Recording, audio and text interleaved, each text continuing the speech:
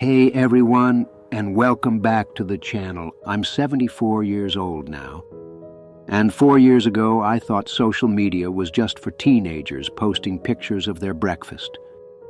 Today, I want to share the story of how one unexpected friendship on Facebook completely transformed my social life and how it could change yours too. The day I felt invisible, March 2020. Sitting in my living room during lockdown, staring at the same 4 walls I'd been looking at for 3 weeks. My husband had passed 2 years earlier. My kids lived across the country. And suddenly the world had shut down. I'd always prided myself on being independent. At 70, I was still driving, still managing my own home, still sharp as a tack. But independence doesn't protect you from loneliness. The phone calls from my children became weekly check-ins that felt more like welfare checks. Are you okay, Mom? Do you need anything? They meant well, but I could hear the worry in their voices and the relief when they could hang up knowing I was fine. But I wasn't fine. I was disappearing. My neighbor Carol would wave from her driveway, but we'd stopped having real conversations. The grocery store clerks were polite but distant. Even my doctor's appointments felt rushed and impersonal. I felt like I was becoming a ghost in my own life, present but not really seen, existing but not really connecting. That's when my granddaughter Emma changed everything with 5 simple words. Emma's challenge. Emma was visiting for my 71st birthday, one of the few bright spots in that isolated year. As we sat having tea, she noticed how quiet I'd become. "Grandma, you seem lonely." I started to protest, but she held up her hand. "It's okay. I get lonely too, even though I'm surrounded by people at college." She pulled out her phone. "Can I show you something?" For the next hour, Emma showed me her Instagram account, but it wasn't what I expected. Instead of selfies and party photos, her feed was filled with meaningful conversations, support groups for college students dealing with anxiety, art communities where people shared encouragement, and genuine friendships that had formed online and moved into real life. "Grandma," she said, "social media gets a bad reputation because people focus on the shallow stuff. But when you use it right, it's like having access to the most amazing community center in the world, one where you can find people who share your interests, your values, your experiences." I was skeptical. "But it's all young people, isn't it?" Emma laughed. "Some of my favorite online friends are seniors. There's this woman named Rose who's 78 and posts the most beautiful garden photos. And there's a man named Walter who's 82 and shares stories from his time as a jazz musician. They have more meaningful comments on their posts than most 20-year-olds. That night, Emma helped me set up my first Facebook account. I was terrified. What if I do something wrong? What if I embarrass myself? "Grandma," Emma said gently, "you raised 4 children, ran a household for 50 years, and taught Sunday school for 2 decades. If you can handle all that, you can handle Facebook." My first week, digital culture shock. Those first 7 days were overwhelming. The interface seemed designed by aliens. I accidentally commented on my own post 3 times. I somehow ended up in a group about motorcycle repair. I've never owned a motorcycle. But something magical happened on day 5. I'd posted a simple message. "New to Facebook at 71. My granddaughter says this is how people connect these days, still figuring it out, but wanted to say hello."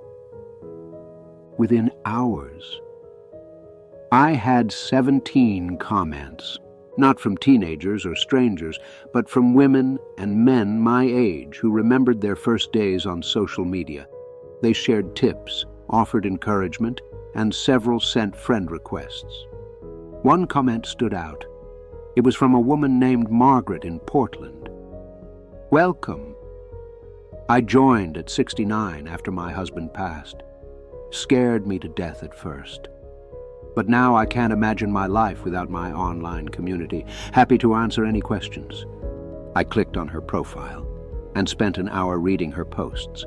She shared photos of her quilting projects, updates about her volunteer work at an animal shelter, and thoughtful reflections on navigating widowhood. Her friends, people from around the world, responded with genuine care and interest. This wasn't the toxic wasteland I'd heard about on the news. This was a community of people supporting each other, sharing wisdom, and maintaining connections across distances that would otherwise keep them apart. I sent Margaret a friend request. She accepted within an hour and sent me a private message. "I see you're new to this. Would you like me to show you around?" I remember how confusing it was at first. Margaret's mentorship, the 3-circle strategy. 3 days later. Margaret and I had our first video call through Facebook Messenger. She was exactly what I'd imagined. Warm, genuine, with laugh lines that spoke of a life well lived. "Dorothy," she said, "the key to social media isn't learning all the technical stuff first. It's understanding what you want to get out of it. What kind of connections are you looking for?" I'd never thought about it that deliberately. "I guess I want to feel less invisible. I want to have conversations that matter. I want to feel like I'm still part of the world." Margaret nodded. "Perfect. Let me teach you the 3-circle strategy that changed everything for me." She drew 3 overlapping circles on a piece of paper and held it up to the camera. Circle 1, your roots. These are connections to your past, old friends, former colleagues, people from your hometown. Facebook is amazing for rekindling these relationships. Circle 2, your branches. These are people who share your current interests and hobbies. Online communities around gardening, reading, crafts, cooking, whatever you're passionate about. Circle 3, your seeds. These are new connections you plant. People from different backgrounds, younger generations, those who can teach you new things and learn from your experience. The magic, Margaret explained, happens where these circles overlap. When your high school friend introduces you to her book club, or when someone from your gardening group shares a recipe, or when a new friend half your age asks for advice about marriage. Building my first circle, reconnecting with roots. Margaret's homework for week 2 was to find 5 people from my past. "Don't overthink it," she said. "Just search for names and see what happens." This felt like detective work. I started with my high school graduating class and found a Facebook group with 127 members. Scrolling through the photos and posts was like time travel. Familiar faces aged by 5 decades, but with the same spark in their eyes. I recognized Janet Sullivan immediately. We'd been best friends freshman year, but lost touch when her family moved to California. Now she lived just 2 hours away and had been posting photos of the same hiking trails I used to walk with my husband. I sent her a message. "Janet, this is Dorothy Williams, formerly Peterson from Roosevelt High. Is this really you? I can't believe we're practically neighbors." Her response came within an hour. "Dorothy, I cannot believe this. I think about you every time I drive past our old high school. We have 50 years to catch up on." Within a week, Janet and I had planned our first in-person meeting in decades. But even before we met, our online conversations had rekindled a friendship that felt like no time had passed at all. Next, I found my former colleague Patricia from the library where I'd worked for 15 years. She'd moved to Florida after retirement, but was struggling with the same sense of displacement I'd felt. Our online conversations about books and former co-workers helped both of us feel less untethered from our professional identities. Then came the surprise discovery: Mrs. Chen, my former neighbor from the house we'd lived in 30 years ago. She was now 89 and living with her daughter in Seattle, but still posting weekly updates about her knitting projects and philosophical observations about aging. "Dorothy," she wrote when I reached out, "I remember when you were pregnant with little Michael. How wonderful to reconnect." Each reconnection felt like recovering a piece of myself I'd forgotten was missing. Building my second circle, finding my tribes. "Now," Margaret said during our second video call, "it's time to find your people around what you love doing right now." I'd always been passionate about cooking, especially baking. Margaret helped me search for baking groups on Facebook, and I was amazed by what I found. Grandmother's Secret Recipes had 12,000 members sharing family recipes and stories. Sourdough Seniors was specifically for older adults navigating the art of bread making. Vintage cooking techniques focused on traditional methods being lost to modern convenience. I joined all three and spent a week just observing. The conversations were incredible. People weren't just sharing recipes. They were sharing memories, family histories, cultural traditions. Someone would post a photo of their grandmother's handwritten recipe card, and dozens of people would respond with similar stories and variations of the same dish. My first post was a photo of my mother's apple pie recipe, written on a stained index card in her careful handwriting. I included the story of how she'd taught me to make it when I was 12, standing on a step stool in our tiny kitchen. The response overwhelmed me. 67 comments sharing similar memories, variations of the recipe, and encouragement to keep family traditions alive. 3 people asked if I'd be willing to share more of my mother's recipes. For the first time in years, I felt like I had something valuable to offer, but it was in the Vintage Cooking Techniques group where I found my closest online community. These were serious home cooks who appreciated traditional methods, making pasta by hand, canning and preserving, cooking on wood stoves. I started sharing photos of my weekly bread baking sessions, along with tips I'd learned over 50 years of baking. People began asking questions, requesting tutorials, sharing their own attempts at my techniques. Within a month, I'd become one of the group's regular contributors. Members would tag me in posts asking for advice. New bakers would message me directly for help troubleshooting their recipes. I wasn't just consuming content anymore. I was creating value for others. Building my third circle. Crossing generational lines. "This is the circle that scares most seniors," Margaret admitted during our third call. "But it's also the most rewarding. You have so much wisdom to offer younger generations, and they have fresh perspectives that can energize you." She was right about the fear part. What did I, a 71-year-old widow, have in common with people in their 20s and 30s?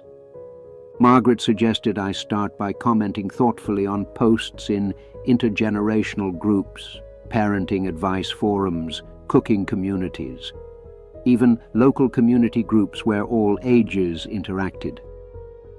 My breakthrough came in a local neighborhood Facebook group.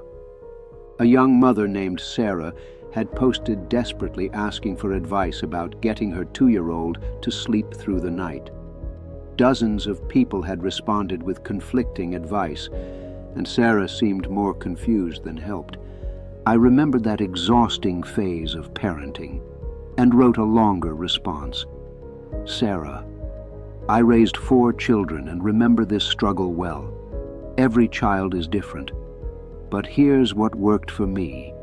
Most importantly, Remember that this phase will pass and you're doing better than you think.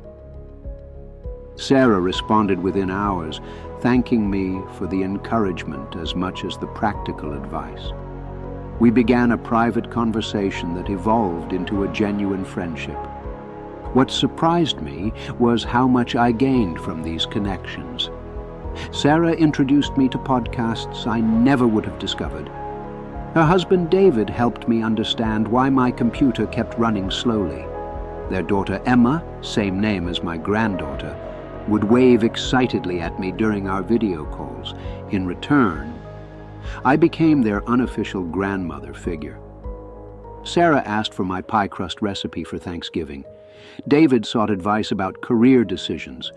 I was invited to Emma's second birthday party via video call. These weren't charity connections. They were mutually beneficial relationships where age difference became an asset rather than a barrier. The unexpected friendship that changed everything. 6 months into my social media journey, I received a message from someone named Robert in Austin, Texas. He'd seen my comments in several cooking groups and was impressed by my knowledge of traditional baking techniques. Dorothy, I hope this isn't presumptuous, but I'm a 68-year-old widower who's been trying to recreate my late wife's dinner rolls for 2 years. I've failed spectacularly, 17 times. Your posts suggest you might know something about yeast bread. Would you be willing to help a desperate amateur? I was charmed by his humility and humor.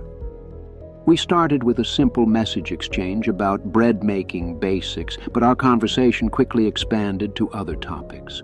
Robert was a retired engineer with a dry wit and thoughtful perspectives on everything from politics to philosophy. We discovered remarkable parallels in our lives, both widowed within 3 years of each other, both struggling with loneliness, both trying to maintain independence while staying connected to family.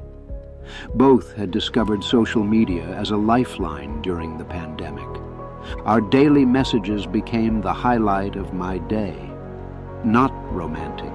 We were both clear about wanting friendship rather than romance, but deeply satisfying conversations with someone who understood the unique challenges and opportunities of this life stage. After 2 months of messaging, Robert suggested a video call to walk through his bread-making process in real time. That first call lasted 3 hours. We solved his yeast problem in the first 30 minutes. Then spent the rest of the time talking about everything else. Dorothy, he said as we were ending the call, I haven't had a conversation this enjoyable since my wife passed.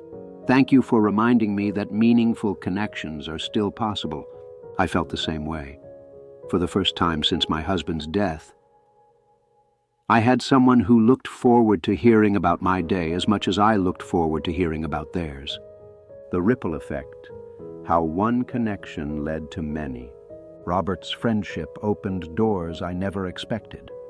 Through his social media connections, I was introduced to a book club of seniors from around the country who met monthly via Zoom to discuss everything from bestsellers to philosophy texts. A virtual volunteer program where I could use my organizational skills to help nonprofits manage their social media presence. A pen pal program connecting seniors with college students who wanted to learn from older adults' life experiences. An online grief support group that helped me process emotions I'd been carrying alone for too long. Each connection led to more connections. The book club members invited friends to join our discussions. Volunteer work led to board positions with organizations I cared about. Pen pal relationships evolved into lasting mentorships. Within a year, my social calendar was fuller than it had been in a decade. Not with obligations, but with genuine relationships that energized me. Mastering the art of digital communication. As my confidence grew, Margaret taught me the subtleties of online communication that many seniors struggle with. The power of authenticity. Don't try to sound younger or use slang that isn't natural to you, she advised. People appreciate genuine voices, especially in a digital world full of pretense. I learned to share both successes and struggles. When my arthritis made bread kneading difficult, I posted about adapting techniques rather than pretending everything was perfect. The response was overwhelming. Dozens of people sharing their own adaptations and encouraging me to keep baking. The art of encouragement. Margaret showed me how powerful, thoughtful comments could be, instead of just clicking like. I began leaving substantial responses that showed I'd really read and considered what people had shared. When someone posted about losing a spouse, I didn't just offer generic condolences. I shared a specific memory of my own grief journey that might help them feel less alone. When a young parent posted about feeling overwhelmed, I offered both practical advice and emotional support, drawing from my own parenting experiences. These meaningful responses led to deeper conversations and stronger relationships. The wisdom of boundaries. Not every online space is for you, Margaret warned, and that's okay.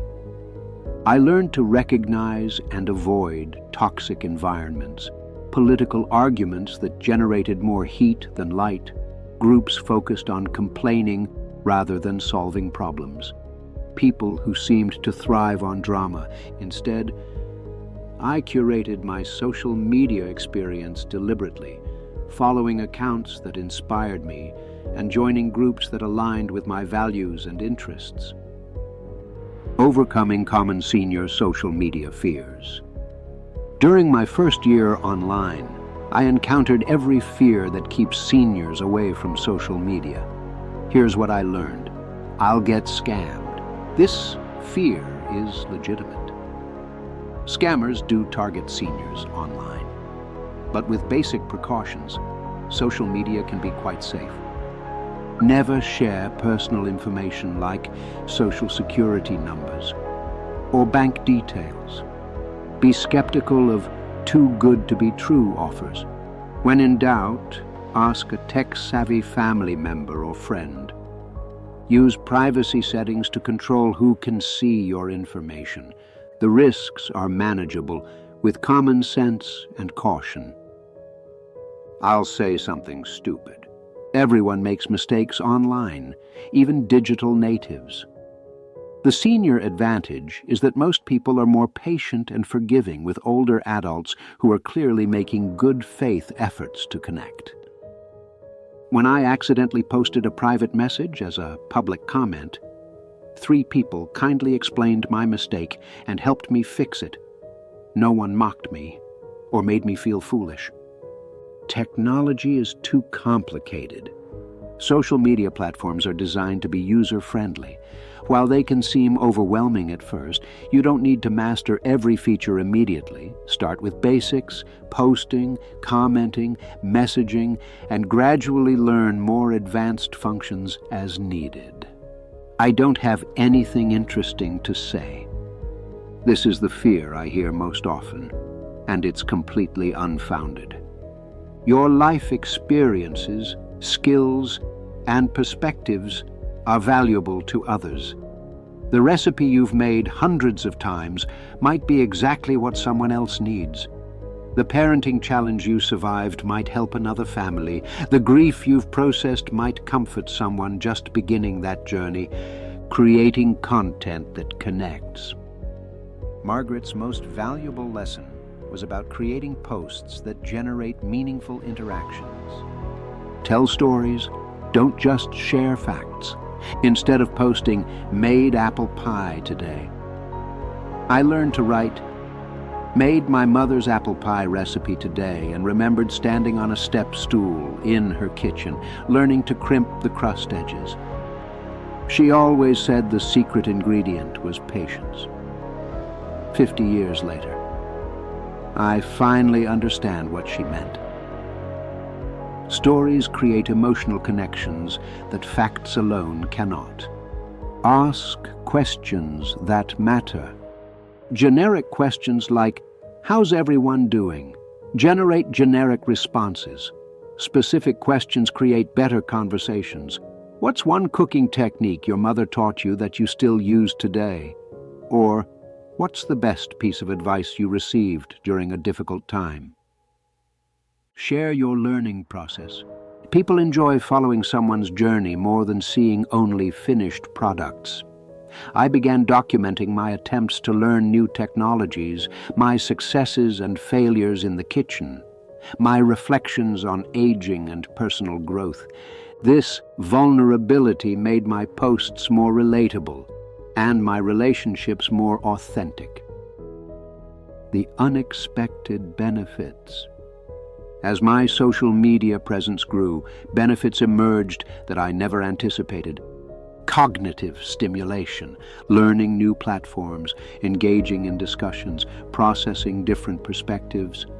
Social media provided mental exercise that kept me sharp and curious.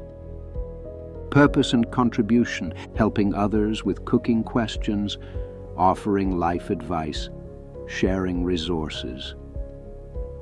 I felt valuable and needed again. Global perspective. My online friendships spanned continents. I learned about different cultures, cuisines, and ways of approaching life challenges. Intergenerational connection. Young parents sought my advice. College students appreciated my perspective on resilience and adaptability. These relationships energized me and kept me current with changing social norms. Creative expression, posting photos, writing captions, sharing stories. Social media became an outlet for creativity I'd forgotten I possessed, building real relationships from virtual connections. The ultimate test of social media success is whether online connections translate into meaningful real-world relationships. Within 18 months of joining Facebook, I had met 4 online friends in person, including a wonderful weekend visit with Margaret in Portland. Organized a regional meetup for members of my favorite cooking group. 12 seniors gathered for a potluck featuring recipes we'd shared online. Developed a phone relationship with Robert that included weekly calls and care packages of baked goods. Become a regular mentor figure for Sarah and David, celebrating their milestones and offering support during challenges. Joined a local senior group that I'd discovered through Facebook, leading to new in-person friendships and volunteer opportunities. These weren't superficial digital connections, they were substantial relationships that enriched my daily life. Advanced strategies for deeper connections. After 2 years of social media experience, I developed more sophisticated approaches to building meaningful online relationships. The 70-30 rule. 70% of my posts focused on others, celebrating their achievements, asking about their interests, sharing resources that might help them. 30% shared my own experiences and perspectives.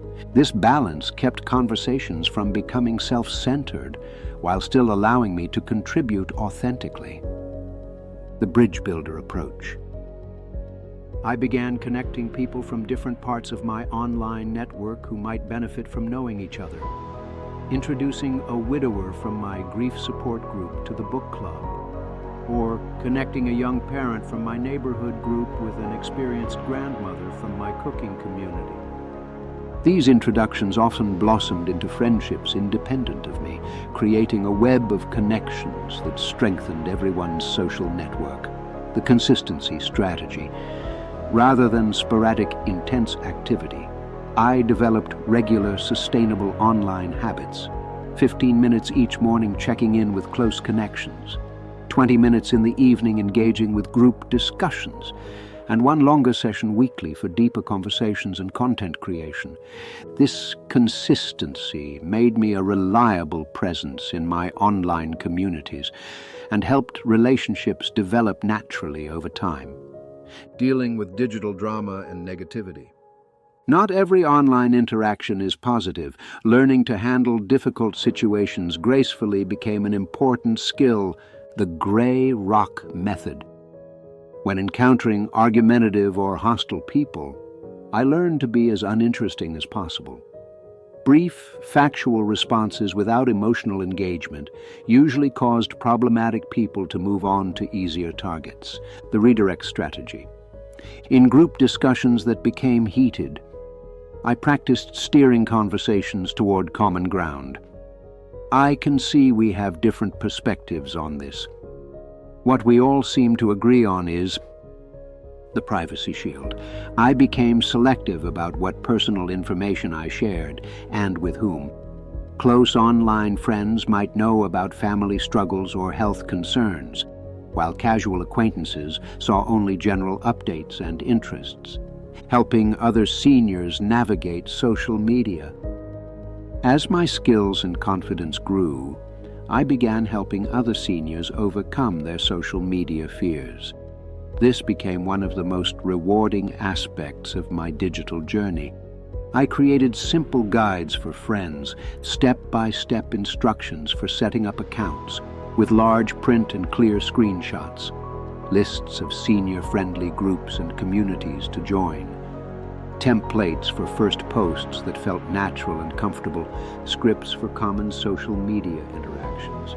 Watching friends overcome their digital anxiety and find meaningful connections brought me immense satisfaction. I realized I'd developed expertise worth sharing. The technology learning mindset. One of the biggest hurdles for seniors is the belief that technology learning has to be perfect and immediate. Margaret taught me a different approach: progress over perfection. Every small step forward was worth celebrating. Figuring out how to add a photo to a post was as much an achievement as learning complex privacy settings. Questions are welcome. Online communities generally appreciate genuine questions from seniors. Asking, "How do I do this?" or "What does this mean?" usually generated helpful responses rather than mockery. Mistakes are educational. Every error taught me something valuable. Accidentally sharing something publicly that I meant to keep private taught me about privacy settings. Commenting on the wrong post taught me to read more carefully. Learning never stops. Platforms change constantly. Features are added, interfaces are updated, new tools are introduced. Accepting this constant evolution as normal rather than threatening made the process less stressful. The health benefits I discovered. 6 months into my social media journey, my doctor commented on positive changes in my overall health and demeanor. The social connections I'd built online were providing measurable benefits. Reduced depression symptoms, regular social interaction, even digital, significantly improved my mood and energy levels. Cognitive enhancement, learning new skills, engaging in discussion, and processing different perspectives provided mental stimulation that kept my mind sharp. Purpose and identity. Having people who looked forward to my posts and advice restored my sense of being valuable and needed. Stress reduction.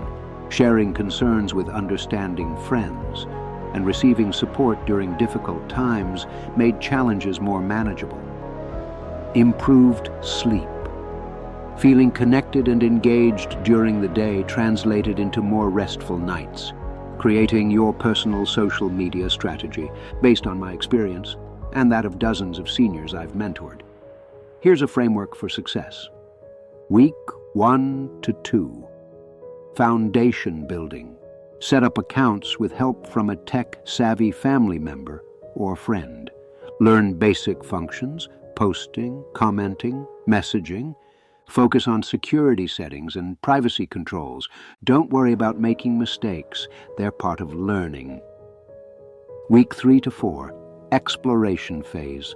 Search for old friends and acquaintances. Join 2 to 3 groups related to your interests. Observe conversations before participating. Make your first posts sharing something simple about yourself. Month 2. Engagement building. Begin commenting thoughtfully on others' posts. Share content regularly, but not obsessively. Respond to comments on your own posts. Start building relationships with people who share your interests. Month 3 to 6, community integration. Become a regular contributor to favorite groups. Initiate conversations and ask engaging questions. Help newcomers and share your knowledge. Consider starting video calls with closer connections. Beyond 6 months, relationship deepening. Plan in-person meetups when possible. Become a mentor to other seniors joining social media. Use your platform to support causes you care about. Continue learning new features and platforms as desired. The most important lesson. After 3 years of building meaningful connections through social media, the most important lesson I've learned is this. Authentic relationships are possible at any age, through any medium, when you approach others with genuine interest and care. Social media didn't make me a different person. It gave me new ways to be myself and share what I have to offer. The loneliness I felt at 70 wasn't inevitable or permanent. It was a problem that could be solved with the right tools, strategies, and mindset. Measuring success differently. Traditional social media success is measured by likes, follows, and shares. Senior success looks different. Having 3 people you genuinely look forward to hearing from each day, feeling valuable and needed because others seek your advice and perspective. Learning something new regularly from your online connections. Maintaining relationships that would otherwise be lost to distance or time. Contributing to communities aligned with your values and interests. Feeling less isolated and more connected to the broader world. By these measures, my social media journey has been extraordinarily successful. The continuing adventure. At 74, I'm more socially connected than I've been in years. My online relationships complement rather than replace in-person interactions, creating a rich network of support, learning, and contribution. I'm currently learning Instagram to better connect with my grandchildren's generation. Last month, I joined TikTok, yes, at 74, to share cooking videos, and I'm amazed by the positive response from viewers across all age groups. The key insight that Margaret shared 3 years ago remains true. Social media is a tool, and like any tool, its value depends on how you use it. Your first step.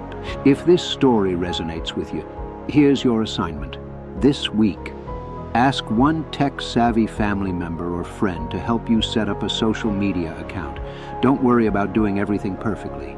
Start with one platform.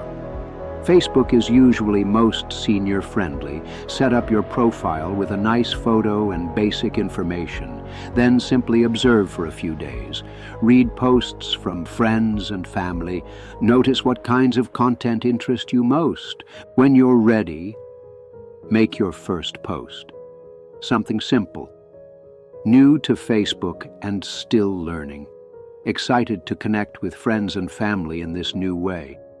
You might be surprised by the warm welcome you receive. The ripple effect continues.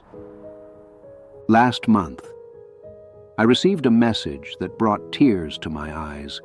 It was from Janet, my high school friend I'd reconnected with on Facebook. Dorothy, I have to tell you something. Watching you embrace social media with such enthusiasm inspired me to be braver about trying new things. I've since taken up painting again after 30 years, joined a hiking group, and even started dating. Your example showed me it's never too late to expand your world. That message reminded me why Emma's challenge 4 years ago was so important. Social media isn't just about individual connections. It's about inspiring each other to remain curious, engaged, and open to new experiences. Final thoughts. To those who worry that social media is only for the young, I offer this perspective. We bring something to online communities that younger generations cannot: wisdom earned through decades of experience, patience developed through life's challenges, and perspective that comes from having lived through tremendous change. The digital world needs our voices, our stories, and our guidance. Don't let fear of technology rob you of connections that could enrich your remaining years. The learning curve is manageable. The risks are minimal with proper precautions. And the potential rewards are immense. Your future self, the one with dozens of meaningful online relationships, regular video calls with friends around the world, and daily interactions that make you feel valuable and connected, is waiting for you to take the first step. The wisdom is there, the tools are available, the communities are welcoming. The only question is whether you'll give yourself permission to begin. Thanks for watching, everyone. If this story inspired you, please hit that like button and subscribe for more real-world wisdom about thriving in your senior years. In the comments below, tell me, what's holding you back from trying social media? Or, if you're already online, what's been your most meaningful connection? And remember, in honor of Margaret Chen, who taught me that friendship knows no boundaries of age or distance, technology may change, but the human need for connection remains constant. I'll see you in the next video. Until then, keep building bridges to the people and experiences that matter most. Your digital adventure awaits.